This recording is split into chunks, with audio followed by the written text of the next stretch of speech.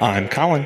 And I'm Megan. And this is Pet Sitter Confessional, an open and honest discussion about life as a pet sitter. Brought to you by Time to Pet. Well, hello everybody, and welcome back to another episode.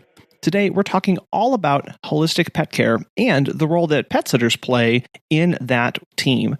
Today, we have Gillian Edwards on to talk about the 3 core tenets that she includes in the holistic pet care that she provides: canine massage, animal communication, and Reiki energy healing, a word that I had to learn how to pronounce in this interview. It's a fascinating topic and one that we haven't discussed yet, and so I know you're going to get a lot out of this. Let's get started. Thank you, Colin, and hello, everyone. So yes, I'm Gillian Edwards, and I'm an animal communicator, or you'll hear it called pet psychic or dog whisperer. I'm an intuitive energy healer, and I also do massage and conditioning as an instructor and a practitioner. And yes, I'm the founder of the Four Paws Holistic Therapy. What is your business, and what kind of services do you provide to your clients? It's more of a holistic approach. For me, it's quality of life. Our pets aren't with us long enough as it is. So what can we do as their health advocates to keep them with us for as long as possible? Mobility, health. And when I say health, I'm looking at all the corners. It's emotional, mental, spiritual, physical. So that's my goal. And for me, I do that on different approaches, whether it's nutrition, environment, the physicality of the massage and conditioning. And with conditioning, you can think of it as physical therapy. The animal communication helps with that stronger bond to understand the whys. And then the energy healing part of it is, especially if it's remote, but sometimes with massage, we can't massage if there's cancer or open wound or surgical, something like that. So then I'll switch to the energy side of things too, so the animal still has a chance to heal itself. How did you get started in all of this? It sounds fascinating, and I'd love to know where this came from. Well, that's a story. Do you want the short version or the long version? Either's hour, fine. So. Yeah. Yeah. So, well, the how. So I've been doing people energy work for quite a long time. And through that came the gift of animal communication. So I was working with a human, and I could hear this almost like this hello, hello, hello. And I looked over, and in the corner was the dog in its bed, curled up, just watching.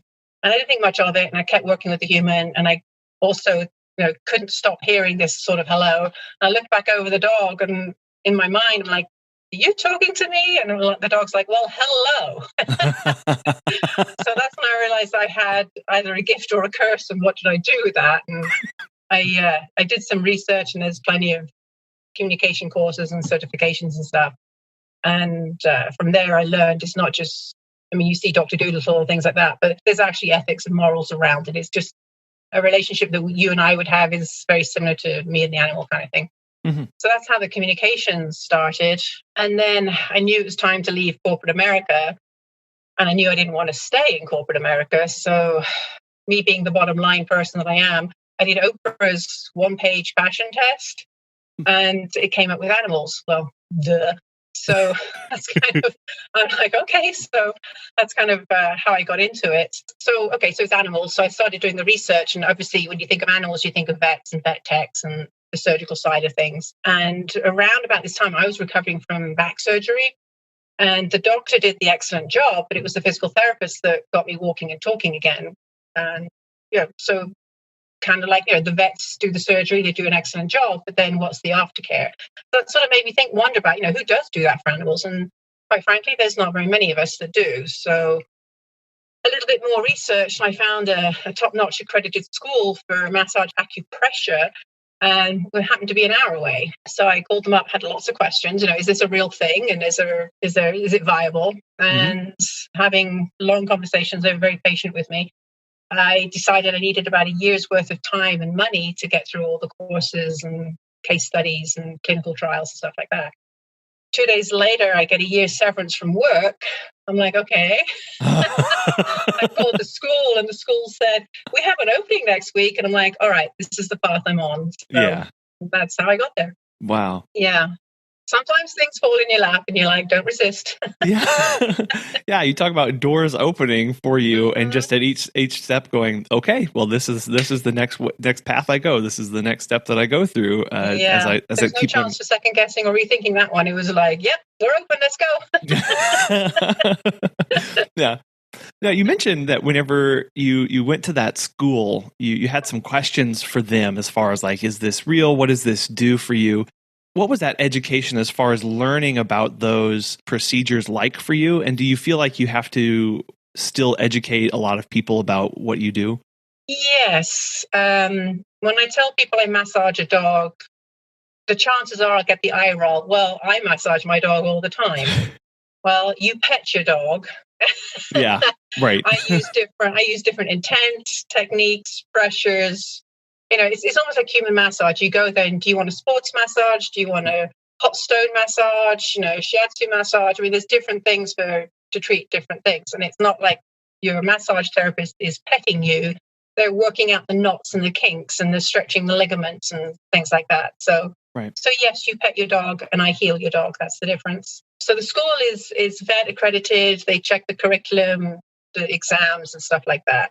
Sure. Because what they teach us is the bigger picture. I'm not just learning muscles, ligaments, and tendons. I mean, that's obviously the core of it. There's the acupressure points. There's how is everything connected? How are the organs connected to those muscles? What does the fascia do? And what's the skeletal bone structure? So we're learning pathology, neurology, kinesiology. So it's a little bit more than massage, because we have to understand how it all works and how it's all connected. Because if I'm looking for a cause, I'm being presented a symptom. And if I stick my thumb on this particular trigger point, what's twitching somewhere else? Because it's all connected. Right. So I just got to be very cognizant of where I am, what I'm doing, and what's the impact. Yeah, you mentioned this. It is all connected, and that's part of what you do. The holistic care aspect. How would you define holistic care for pets? So for me, it is the big picture. It's that encompassing physical, mental, emotional, and spiritual balance and well-being. So from a massage perspective, I'm not just looking at the dog's gait, how they walk, sit, run, trot, stuff. I'm asking the parent, where do you want your loved one to be in 5 years? So what nutrition supplements should they be taking to get ahead of the game? We know certain breeds have certain health tendencies. So what is their exercise and play program? The environment with the house and family. How are they feeling? Are they sad? Are they happy? Are they healthy? So to me, I hate to use it takes a village, but it does take a team, just as it does with us humans. So building that stronger understanding and bond, the first step is between the pet and the parent. The second step is the education, letting the parent know that there are options out there. So who else is on the team? So obviously the vet, because we need the diagnostic. So do you need a chiropractor? Do you need a homeopath? Do you need somebody like me for the physicality of stuff? So let's put it this way. So when a parent wanders into a store and says, I have a puppy or a senior, what should I feed them? The odds are they're going to be walked down an aisle and say, you got this, this, and this. Mm-hmm. Nobody really explains to them the percentage of carbs to protein in that food. If asks about what allergies does the pet have, or if the dog's not with them, what type of breed is it? So now I'm looking at, yes, puppies need certain foods to help them make sure their ligaments and cartilages, etc., are forming strongly. But to me, I'm like, well, how do you make sure this thing happy and healthy and mobile for as long as possible? So we should already be looking at supplements for them. As I say, whether it's glucosamine or it's joint stuff or broth or whatever it is, just to, as I say, we want to get ahead of the game. Don't wait for something to happen, and we know something will happen because they're dogs. so let's mitigate as much as we can and get them strong enough so God forbid something does happen, they'll bounce back quicker. Right. Yeah. Well, it is that view for meeting the current needs and the long-term needs of the pet, and making sure those are in balance and building that team, like you said. Mm-hmm. Yeah. The first step that you said in that process was building and strengthening that relationship between the pet and the parent. What does that step involve, and what role do you play in that? So from my experience, there's different levels of parenting. You can go from anywhere from I fed the dog and gave the dog a bed and a roof over its head, I'm good, to I got a dog or a cat because my kid wanted one. And then you go all the way down the other end of the bell curve, and they know every wart, lump, bump.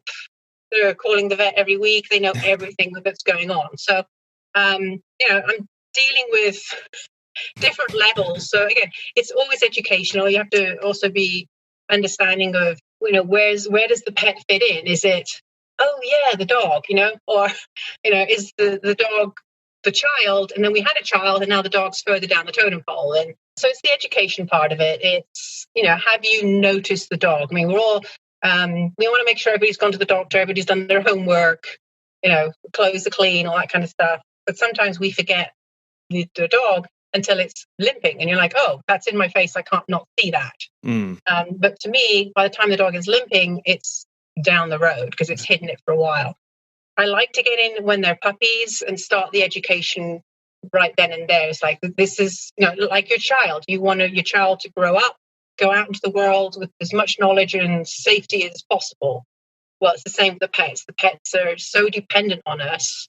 And it's, some people will have done the research and said, I need this kind of pet because it's my kind of lifestyle. Some people have just, taken their kid to the rescue, picked up a dog, and now they're like, oh, I need a leash of a dog, tag and a bed. So to me, it's part of that. Okay, now you've got one or you're thinking of getting one. These are the things to think about so that everybody's safe and healthy and happy and gets the most enjoyment out of it. Yeah, because it really does. Yeah, I love that comparison of like, some people are planned puppy parents and some people are unplanned puppy parents, but they still have to be meeting the needs for the dogs that are in their care. Yeah, because if you go to a breeder or to the shelters, they'll ask you a bunch of questions about, are you a sensible, reliable parent? But they don't teach you how to be a parent, which I guess is kind of the same in the human world. If you don't buy the Doctor's Use book, you're kind of winging it, Yes.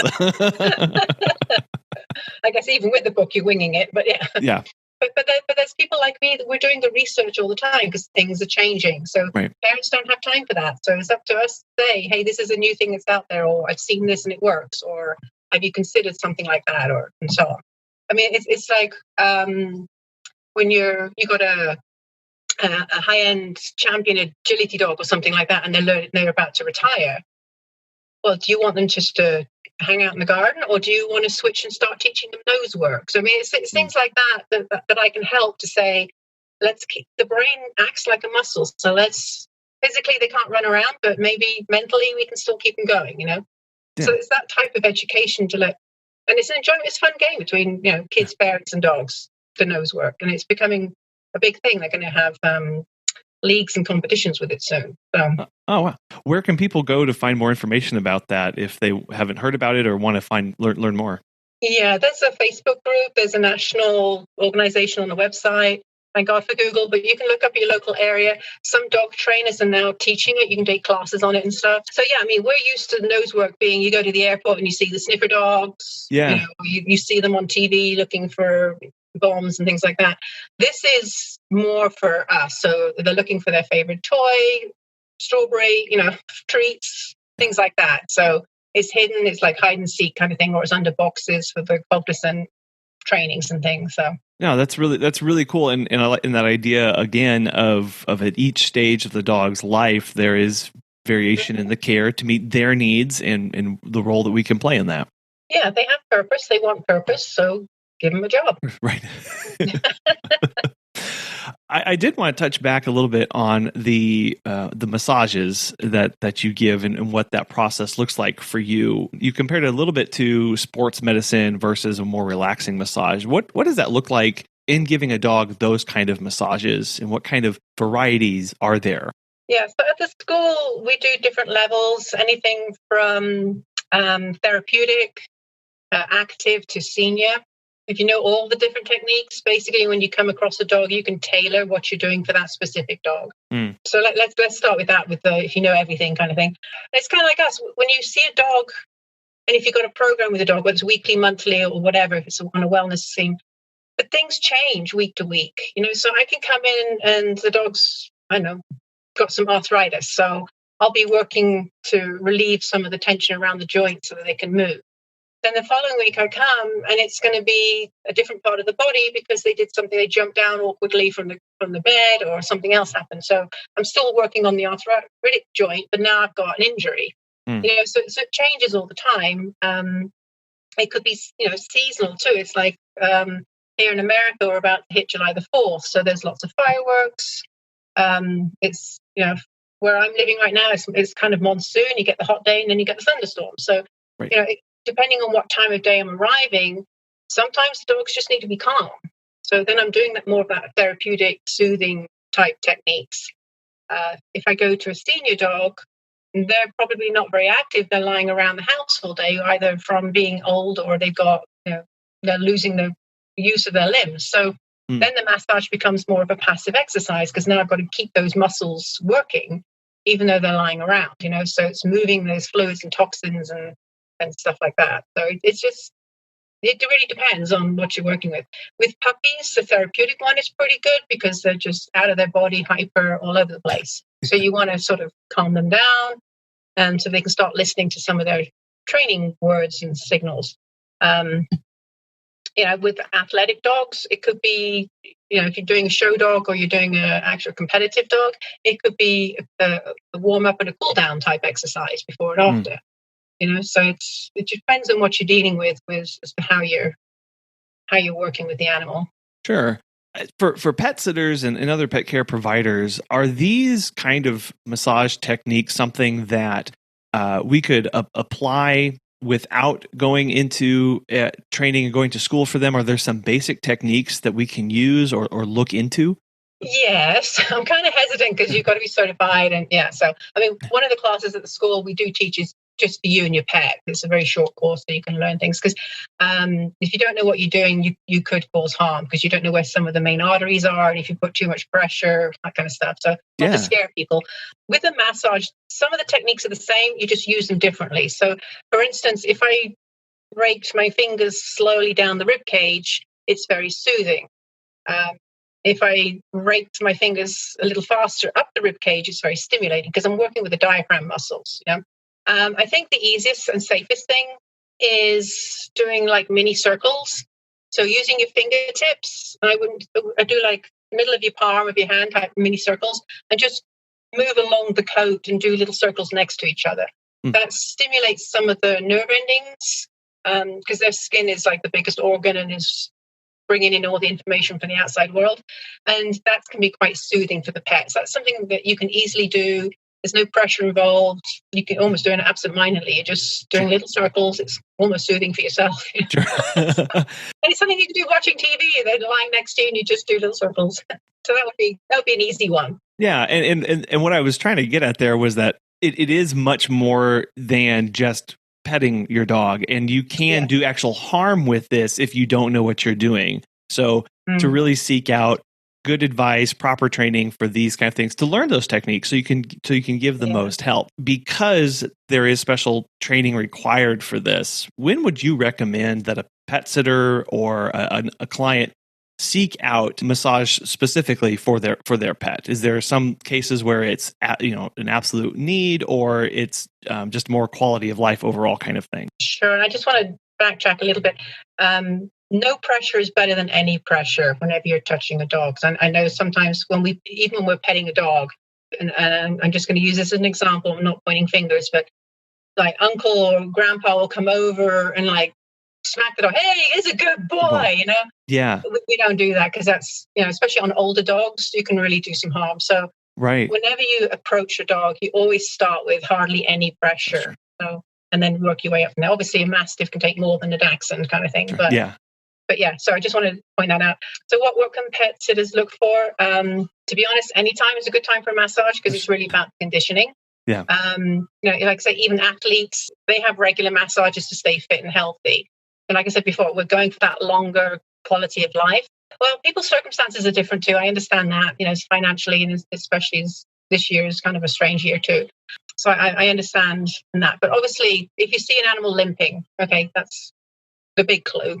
If they're constantly licking a paw or a leg, if they're slow to get up from sitting, if they have a lack of interest in things, if they seem sad. So any of those slight changes in behavior, especially if you know that dog or that cat very well, that's kind of like, oh, something's going on. And then you depending on your circumstances, but you watch it. It's like, did something trigger this? Is this just a moment in time?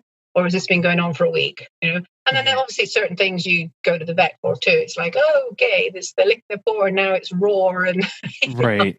So you want to catch things early, and that's kind of why I like to work with puppies, because, as I say, they're still forming and growing, and they just don't know what they're doing, and they're overexerting themselves because play is so exciting. They want to please you. So, it's like we got to sort of help them out early on, because, I mean, for my personal story, my little girl came running down the stairs, hit the wood floor, wiped out, and, you get the high-pitched whine that scares everybody, and started limping. So then she was only a few months old. So, puppies have injuries.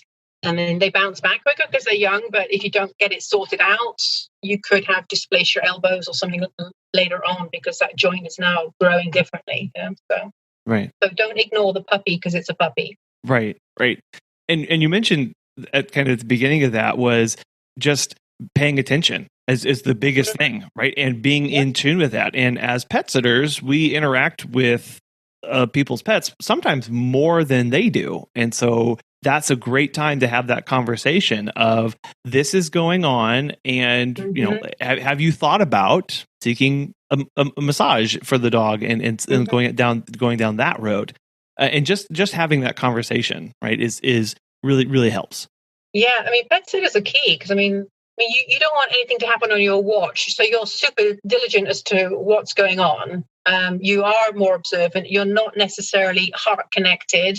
So, you can have that take a step back and be pragmatic about, okay, I don't think this is good, or something like that. And you can have that relationship with that parent and say, hey, have you noticed, and plant that seed in their mind so that they start paying attention.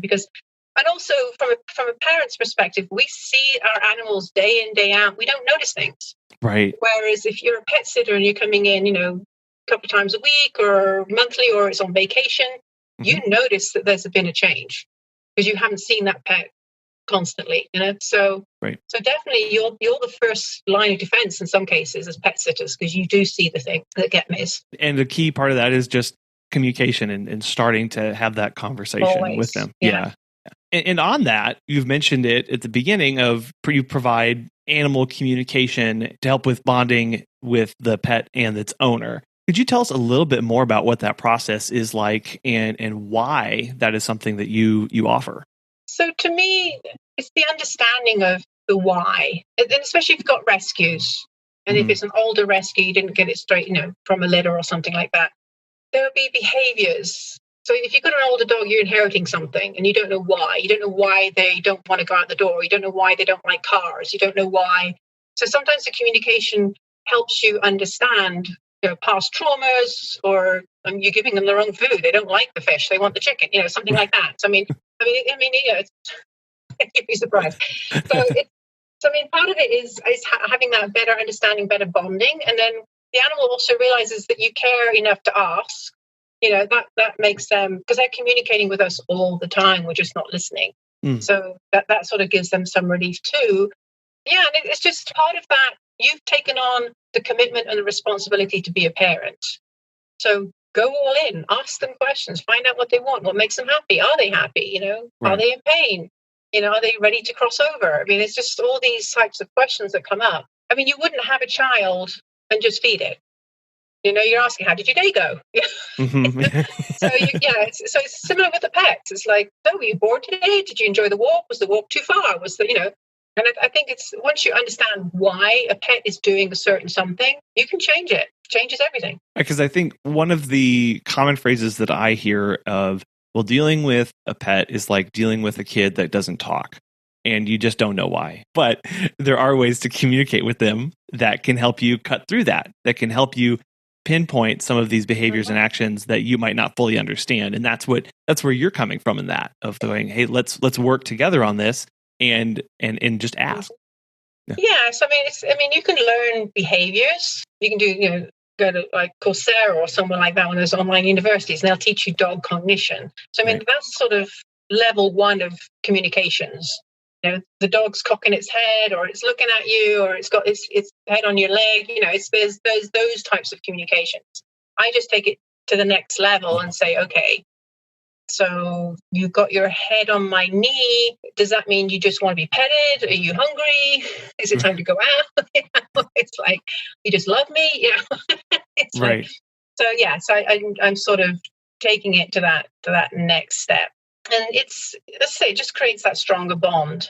And for me personally, I use it if I'm coming into a situation and something's happened to the dog, and of course nobody ever sees it, nobody knows how long it's been going on. Well, I can tap in with the communication side and say, so what happened? Where does it hurt? Yeah. And I use that as part of my toolkit as to, what I'm working with. And you said it's not just learning the behaviors of it aspect. It is being connected with them at least at this other level that allows you to really help and provide the care that you want to provide. Yeah, because if you see a dog trainer, they'll teach you certain behaviors as to, typically this is what dogs do, or this is in their DNA from when they were wild, or this is, there are, certain things is a physical behavior. The dog will greet you at the door with a toy in its mouth. That's part of the DNA of the dog. It's stuff like that. Whereas I'm asking the harder questions, As pet sitters, what are some ways that we can get better connected with the pets in our care and communicate with them at that deeper level? Trainings we can take and educational resources out there. If you're not doing the actual, if you want telepathic communication, is observe their behavior. Because I say they're always talking to us and telling us things. Sometimes insistently.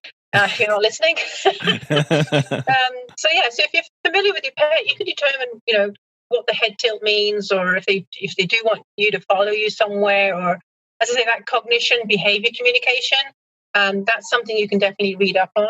And if you want to try actual communications, you can get down to their level on the floor and just look into their eyes. Don't touch them or anything, and try and say hello or say their name, or see if you get that eye contact, then relax and feel back. What do you sense? Do you feel a connection? And if you do, try asking him, something simple like, what's your favorite treat? If you do this for like 10, 15 minutes regularly, you might find you'll get an answer.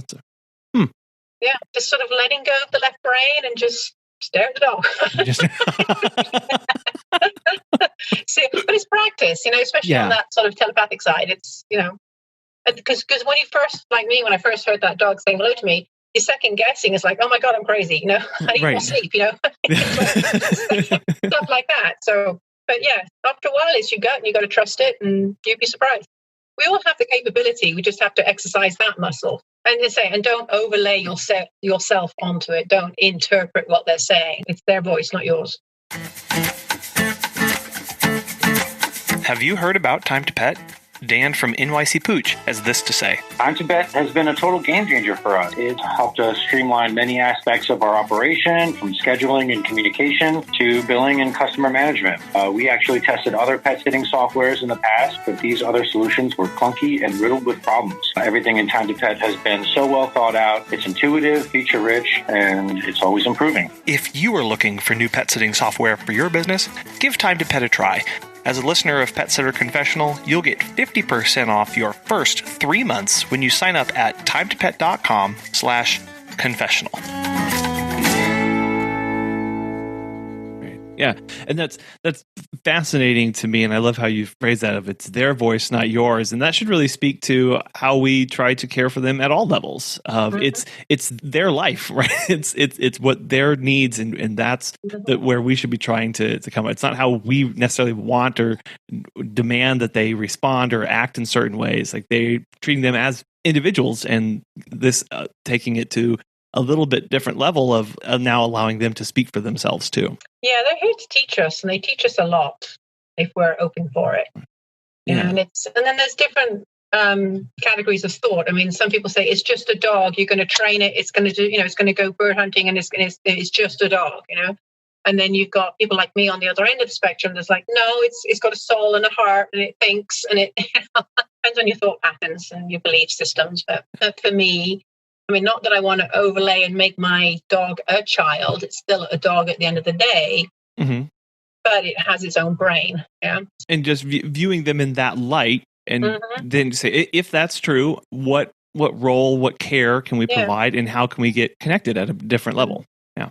That's it. And I look at it like me. It's like I'm on 2 legs with a collarbone. They're on 4 legs without a collarbone. So, if it hurts for me, what is it doing for them? And that's how I relate to them. It's like they're not just a dog, but they have aches and pains like I do. And if you've got a 4 to 6-year-old dog, they're in their 30s and 40s. Well, how did my body feel when it hits 30s and 40s? Now I'm thinking of, okay, I should probably stretch more. I should probably go to the gym. I should probably, So what are you doing for your dog? Are you, and as they get older, you're still throwing the ball the same way as when they were 2. Sure. You can't do that anymore. Their body is not there. They're now in their 60s and 70s, essentially. So yeah. So that's the sort of things to be cognizant of. Oh, they love to play ball. They always love to play ball. Well, now you have to adapt and change that slightly, because Grandpa used to love hiking up the mountain. Well, he can't anymore. Right. You have to drive him up the mountain. So, he can still enjoy the mountain. It's just you're doing it differently. Right. The heart may still be there. The desire may still be there, but you need to, for their safety and for their health, do it differently. Sure. Well, and for your financial health, because it gets expensive if you don't do it that way. Now you're talking surgery. Yes. So, right. The third wheel of what you've presented here as holistic care, we've talked about the kind of the physical, the massage, we've talked about the psychic and the communication, and then there's this energy aspect, that the care that you provide. How would you describe that and the role that it plays in providing better care? Me, energy is energy. It's just a lot of people understand or have heard of Reiki. Reiki is kind of what most of us start with. But this is the universe. There's a whole galaxy. It's just energy is energy. So I don't necessarily like to label it, but I call it Reiki because that's what people they've heard of it. Sure. So basically, as a practitioner, I'm a conduit, if you will. I'm passing a higher frequency energy into the animals, whether it's remotely, what we call distant healing, or it's in person. So during a session, the healing energy is channeled through mostly my hands, either directly or indirectly, to the animal to assist them with healing themselves. So basically, I have to get myself out of the way and let the universal stuff just come through, because I don't want to give my crap, if you will, to the animal. I've got my own energy issues, so I have to clear that out of the way and let the purity of it come through. Because we are very enmeshed with our animals. Even, if you've got a horse, a cow, we're very enmeshed with our energy. So I have to be very careful when I'm doing energy work that it's at its purest. There's no ego, id, or whatever involved. So it's sort of flowing into the physical and energy bodies. It's clearing and repairing areas that are blocked or damaged, leaking, if you will, and it's stabilizing any mental, physical, and emotional imbalances that can lead to illness or bad behavior. So it's not invasive, because obviously it's sort of either just touching or just hovering. So it's gentle, but it can heal and energize on all those different levels. So it just allows your pet to have a more natural state of well-being. Because I'm attuned to the energies, I can switch them off if I want to, but basically when I'm doing a massage, the energy is flowing anyway, because I am using my hands, I'm using some intent for that. Because of the way the massage works, I'm basically moving every fluid in the body all over. So if, for instance, I'm presented with a cancer patient, I can't massage because I could be spreading the cancer. So then I would switch to the energy work to help the animal's body deal with that cancer and, try and more naturally heal itself. And obviously they've got contracts and purposes. If they're destined to die of cancer, there's not a lot I can do. I can just make it more comfortable and easier for them. Right. So that's kind of how the energy works. I don't necessarily talk a lot about it because not everybody's quite there yet with the woo-woo of energy work, if you will. So whether it's communication or energy work, I need permission to do it. So if I don't have the parents' permission, I always get the animal's permission anyway. So sometimes I'm doing a massage and I feel like it needs like a little zap or laser focus of energy. The dog and I know about it and we just get on with it, kind of thing. Not to be rude to the parent, but my job is the dog or the cat or the rabbit. So that's my area of focus. And then as they get to know me, then I say, oh, by the way, you're getting a bonus, So it's not that I'm necessarily withholding, but my job is to make sure that dog is healthy. And again, that view being the client, in your view there is the dog, because that's who you're caring for. And so that's whose needs you need to be meeting. And then we can discuss with what's going on with the owners. In my business, my ideal client is aware of energy work. Sure. So it's not necessarily, a conversation. It's like, oh, yes, or they've read it on the website anyway. It's like, oh, she does this. So, it's not that I'm hiding it. It's just that certain people, they just don't understand it. And I don't have years worth of time to teach them. I mean it nicely, but and pet sitters, that too. There's parents and there's parents, and you don't. I mean, it's like Grandma says, you don't talk politics, you don't talk religion, you don't talk. You're right. So sometimes in my world, I relate to that too. It's like, okay, the dog and I have an agreement. We're getting on with it. A phrase many people might think of when thinking of Reiki, and one of the things we've been discussing here is being quote unquote out of balance. What are some common reasons that a dog may be out of balance, and how can pet sitters and people like yourself, how do you go about getting them back in balance? I mean, there's balance and there's balance. There's the physical balance. There's the energy side of balance things too. So from a physical aspect, obviously they're limping or they got injury, so they're overcompensating somewhere else in the body. They're leaning more to the left because the injury's on the right or something like that. So that's when the massage stuff comes in, because we've got to recenter them, because we don't want them to get stuck in a bad habit of not putting as much weight on one limb versus the other. So that's the physicality balance, if you will. Sure. And especially if you've got like an active or agility dog or something like that, where you've got money involved, they've got to be on all four paws and functioning. From an energetic side of things, they can have blockages just like us. I mean, I don't know. Everybody's pretty much heard of chakras at this point. There's the higher chakras, the lower chakras. Most people think of the major seven. The lower chakras are kind of like your roots, your foundation. It's financial. You got backache. Well, it's because you're stressing about something, and so on and so forth.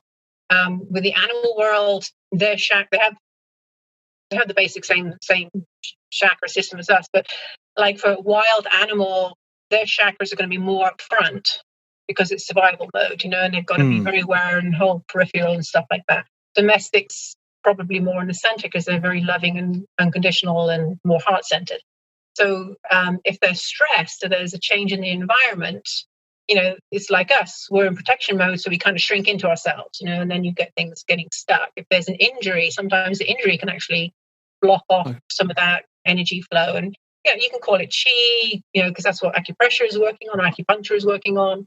I mean, all those there's different types of blockages, but with the energy work, it sort of relaxes all that cellular level DNA type molecules of the because we're all energy at the end of the day. I know we physically see ourselves as a person or a table, but it's all energy. So the energy work is kind of sort of untangling that, if you will, and just letting it flow easily. So from a physical aspect, if I'm massaging a dog, I'm basically relaxing the muscles, opening up the blood vessels so that the blood and the oxygen can flow. And I said, well, that relaxes. That now means the joints can move more freely.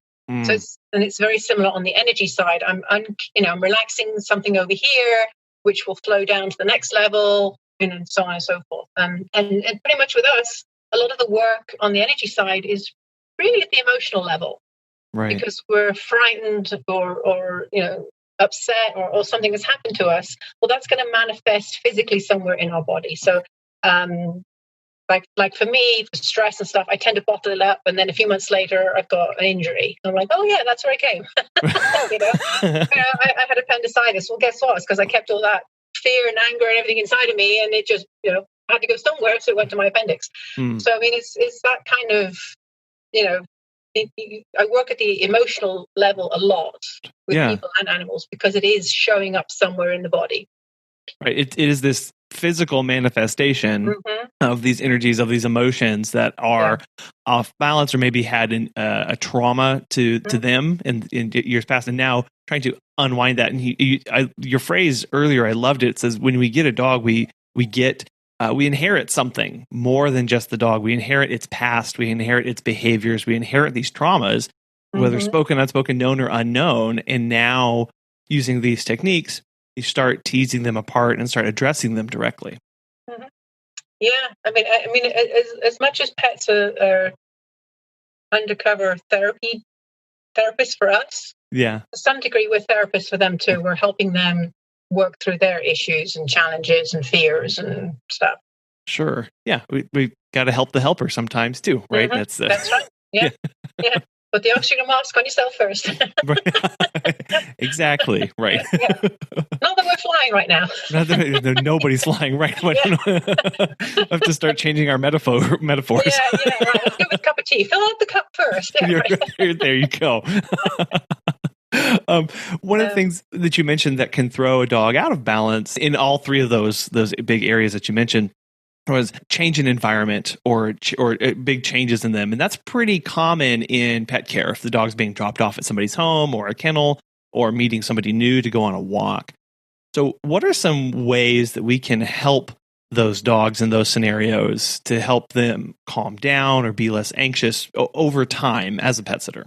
Yeah, environmental changes could be anything from, the kids went to college, the kids came back from college, grandma moved in, we've moved, we've gone from an apartment to a house or vice versa, or, somebody's job changed, we moved out of state, so now the whole smells are different and things, so there's, we take it in our stride, we pack a box, we load it on the van and go, but that's very traumatic for a dog, or a cat. So you talk about anxiety. So really, there's many types of anxiety. So we could be talking, especially with pet sitters and stuff, it could be separation anxiety. Like I mentioned earlier with thunderstorms and fireworks, there's noise anxiety, there's the pain anxiety, there's the age. If they're a very old dog, they have anxiety, as well as that environmental thing that we started about. So trying to understand what type of anxiety they're going through is being observant and noticing how are they reacting. Are they aggressive? Are they barking? Are they urinating? Are they licking, pacing? There's all sorts of, the communication. They're telling us something's upsetting them, So finding out how they're reacting also teaches you, what you're dealing with. So learn the triggers. What is that anxiety? Can you get clues to what you're dealing with? Because once you know, the goal is to avoid it. So it's like if they don't like walking past a certain house, well, then you walk in the other direction. It's just trying to find out what it is. So knowing their body language. I would also say, as pet sitters, safety is very important. Your safety. So knowing your limitations as to what you can, treat, deal with, tell the parent about or whatever. But your safety should always be top of mind, because the sweetest dog in the world, if it's in pain or frightened, it could still nip at you. So just, because sometimes our instinct is to cuddle them, or, it's like, oh, everything's going to be fine. No, it's not. It's like they know you're lying, so it's like everything will be fine is different, Don't say, oh, it's okay. It's not okay, because they're in fear mode or whatever. Right. So basics would be anything like, positive reinforcement, redirection play, playing music, ask the parent, does the parent know that there's an anxiety problem, and what are they doing with it?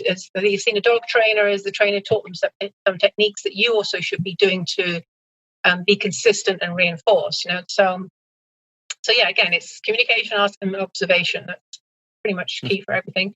I can give you some tips, basically what to do, if that would help. Yeah, that'd be great, because I think that's one of the first things that come to many people's minds of, maybe they're not educated about energies or Reiki just yet, and they want to do something physically with the dog. What are some ways that they can help with anxieties that way? Yeah, so there's massage and acupressure points that relax the pets. I'll talk about a few. They all work, but it's also, what are their favorites? So if you know that the pet you're working with is a head pet or a chest one, or loves to have his belly rubbed, or they all have a certain favorite. Right. Some dogs are super sensitive around their paws, which is a shame because that's one of the acupressure points. So, if they don't like their paws being touched, then try a different one. So when you're working with the head, if they like, most dogs like having their ears done and something like that. So when we pet an animal, we normally just do one long stroke, front to back, just, good dog. For the head, what you do is using your fingertips. Again, we're not talking pressure. You do a crisscross from the skull, from the eyebrows to the top of the ears. So from that bony eyebrow ridge to the bony back of the skull. And you're going front to back, side to side, and it's a crisscross. What you're doing there is you're stimulating the neurons in the brain. So there's the single stroke for the petting, but the crisscross is doing something different. It's a different technique, and it's stimulating different things. For the ears, assuming the ears haven't been clipped, there's an acupressure point on the very tip. So if you rub the tip of the ear between the thumb and the forefinger, maybe one ear at the time until they get used to it, and then you can do both ears at the same time. So for us humans, when we rub our ears, it's like a headachy, migraine, nausea type acupressure points. For animals, it's very calming. So again, hardly any pressure. You're just rubbing your thumb and your forefinger together on the tips of their ears. If they're not head dogs, you can try on the chest. What you're doing with the chest is you're cupping your full hand and you're scooping slowly upwards from the armpit to the collar. Depending on the size of the dog, it could be anything from a 1 to 4 breath count, but you're going nice and slow with that. It's a flat hand. What you're doing there is you're working on the heart wall. So with the chest, you're trying to slow down the heartbeat. So that's why it's a nice slow scoop and you go upwards, right? On the ribs, you're using a flat hand and you're slowly going down the ribs because now you're working on the diaphragm because you want to relax the diaphragm so that they can get a bigger breath. So again, that's calming too. So it depends if they're a head, chest, or if they like the ribs. Now, if they are a paw dog and they don't mind you touching the paw, only on the front. So you've got the big metacarpal pad on what would basically be the heel of our palm. And then further up the front leg, you've got a little knobby pad. It's just above the dew claw. So in between that little pad and the big metacarpal pad is the acupressure point, and you can rub that. So again, depending on the size of the dog, you might just use your thumb if it's like a little Pomeranian, or if you've got a big guy, girl, you can use 2, 3, 4 fingers, and you're going to rub. You can think of it like if you had carpal tunnel and you're sort of rubbing that wrist area. It takes some of the pressure and the pain, and so that's kind of soothing for them too. It's kind of like having a foot rub, but it's only on the front is where the pressure point is. Because when you think about it, when dogs jump down, those front legs are shock absorbers. So those paws and everything are taking a lot going on all the time. Yeah. So having a little rub in there. But I say, don't force it if you've got a sensitive paw dog. Try one of the others. So they all work. So it's just preferences. And if you're sitting various dogs, try it for fun. Yeah. It's like see what they like, and then you go to the next dog and see what that dog likes. It's like, oh, and you'll see that because their eyes start to go half closed. And it's like, oh. Yeah. Yeah, but again, it's not petting, but it's with intent that you're doing a certain technique for a certain outcome. Right. It's a little bit. It's more focused than petting, and it's for a particular outcome, like you said, that you're trying to get. Yeah. And because we sit multiple dogs, we care for multiple dogs throughout the day, or those dogs will experience different things. We may have the opportunity to try out those simple techniques on a wide variety of dogs across a wide variety of situations. Yeah, I mean, you got the ideal audience there, and they'll tell you what they like and they don't like too. I mean, some of them are very good at communicating. Yeah. Do an experiment, try it, and that way, God forbid you're caught in a situation, you automatically know what to do, because you practice, because it's muscle memory for you too. Right. Or the dog's already used to you doing it, so they're not frightened that your hand's suddenly coming at their head. Maybe starting out on some dogs that you know really well, that you have a long history with, before diving right in. Always start with the easy one. Yeah. Yeah. Not the brand new, untested, no background history kind of dog, especially if you're new to this. Sure. Yeah, because again, your safety is important. So the dog's got to know what you're doing, get used to what you're doing before you need to do it. People who are listening to this that want to find out more, they're interested in the topics that you've discussed, what are some resources that you recommend that people can dive into and start learning or start being certified and going to classes for, maybe? Uncle Google. Yeah, so for communication, Google animal communications or pet psychics and find classes. There's plenty of books on the subject these days. You can go to your local metaphysical store, see if they offer classes. If you find one, book one, talk to me or something like that. But see what it feels like on the receiving end, and see how it works. A lot of us have different techniques in how we do it. So Sure. see if that's something you resonate with. But yeah, definitely take a look into Google. With the communications, though, it's really practice. Some of us are more empathic than others, so you might have a natural tendency to just go out into the garden and talk to the squirrel, or whatever it is.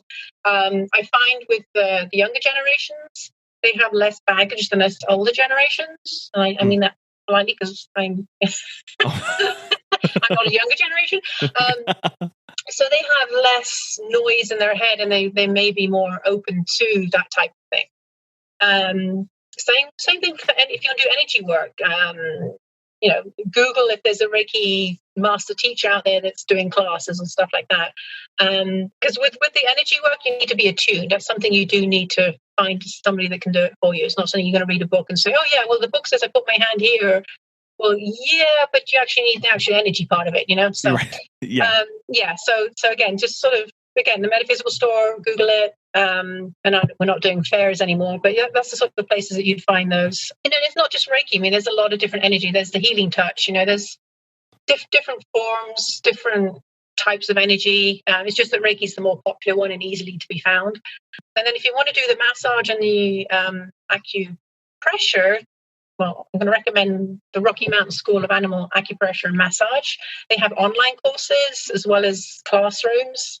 If you're doing the online course, you're sending in videos and things of the massage flow and stuff that you're working on. But we have people fly in from Canada and all over the country to take the courses, and the school is now open. It's a trade school. It's not under the same regulations as children's schools at the moment. So there is also one on the East Coast. So yeah, so if you want to go full blown in that, certainly if you want to do the online My Pet massage class, that's an easy one to do. And then take a look at some of these online universities. There's the Berkeley Psychic School out in California. If you want to go down the whole, energy road, the Coursera online, they do Duke University and things like that. If you want to learn more about dogs, I would certainly recommend as pet sitters doing canine CPR and first aid. Again, you can Google your area. For me, there's a EMT group that come around and they also teach us animals as well as people. I think the Red Cross offers a course as well, but you really need that in-person CPR aspect of it.